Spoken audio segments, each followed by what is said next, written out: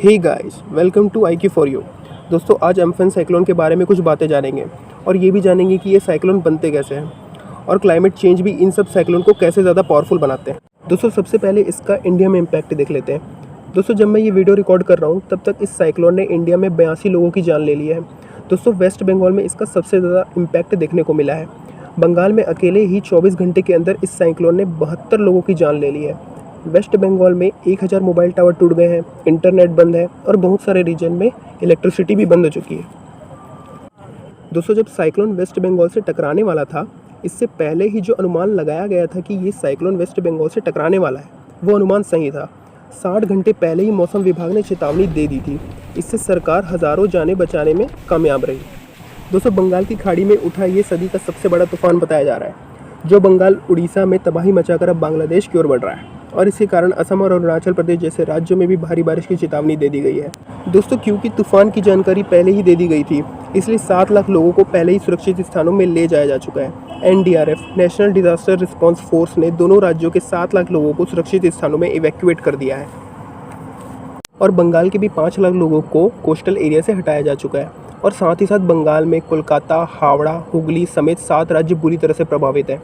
NDRF की भी 4 टीमें बंगाल रवाना हो चुकी है और बचाव कार्यों में भी लग चुकी है। दोस्तों, पूरे नुकसान का आकलन अभी तक नहीं किया गया है। दोस्तों, ये बंगाल की खाड़ी में उठा सदी का सबसे बड़ा साइक्लोन है। IMD इंडिया मेट्रोलॉजिकल डिपार्टमेंट के अकॉर्डिंग बंगाल की खाड़ी में 16 मई को इसकी स्पीड 240 किलोमीटर पर घंटे की थी। दोस्तों, सबसे पहले ये साइक्लोन को आंध्र प्रदेश और तमिलनाडु से टकराना था, फिर थोड़ा कर्व होकर ये उड़ीसा और वेस्ट बंगाल की तरफ बढ़ना था। दोस्तों, ये चक्रवात जब बंगाल के लैंड से टकराया तब इसकी स्पीड 185 किलोमीटर पर आवर थी।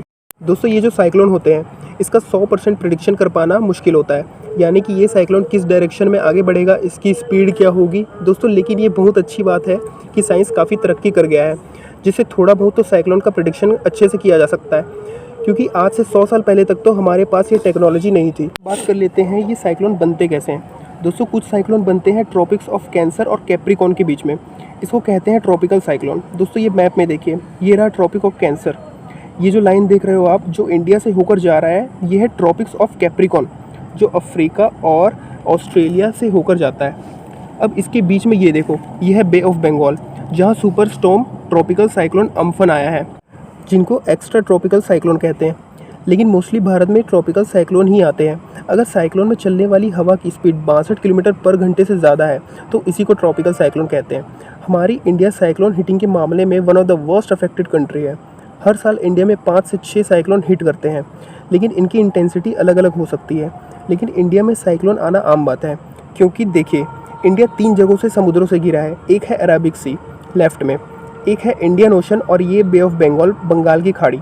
यही कारण है कि भारत में इतने साइक्लोन आते हैं। इसी कारण दुनिया का 10% साइक्लोन यही भारत में ही आता है। देखो, भारत में 2 तरफ से ही चक्रवात आते हैं, एक है ये अरबिक सी और दूसरा बे ऑफ बंगाल।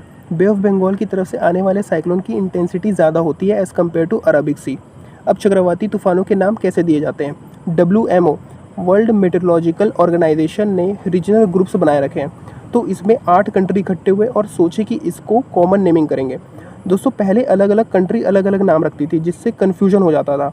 इससे इन 8 कंट्रीज़ ने 2004 में एक लिस्ट तैयार की, सबने अपने अपने तरफ से 8 नाम दिए, भारत भी इनमें से एक था, तो टोटल हो गए 64।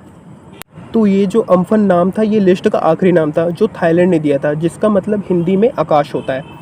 अब ये लिस्ट ख़त्म हो चुकी है। अब अगले साइक्लोन का नाम क्या होगा, ये एक प्रश्न चिन्ह था। अप्रैल एंड में एक नई लिस्ट जारी की गई, जिसमें और भी कुछ देश जुड़ गए। अम्फन के बाद दोस्तों, आने वाले चक्रवात का अगला नाम निसर्ग रखा जाएगा, जो बांग्लादेश ने दिया था। फिर उसके बाद भारत का गति रखा जाएगा। अब दोस्तों, आपको बताता हूँ कि इन चक्रवात की इंटेंसिटी से डिस्टर्बेंस कैसे पता लगा सकते हैं। अब ये लिस्ट देखो, ये list IMD India meteorological department की है, जिसमें देखो जैसे कि ये 70 नॉट्स मतलब 31 किलोमीटर पर आवर से हवा की अगर स्पीड हुई तो लो प्रेशर एरिया में आएगा। 31 से 49 किलोमीटर हवा हुई तो डिप्रेशन में आएगा। 62 से 88 किलोमीटर प्रति घंटे हवा हुई तो इसको साइक्लोनिक स्टॉर्म बोलेंगे। और अगर ये 89 से 118 किलोमीटर प्रति घंटा हुई तो इसको सीवियर साइक्लोनिक स्टॉर्म बोलेंगे। और अगर 119 से 221 किलोमीटर प्रति घंटा हुई तो इसको वेरी सीवियर साइक्लोनिक स्टॉर्म कहेंगे।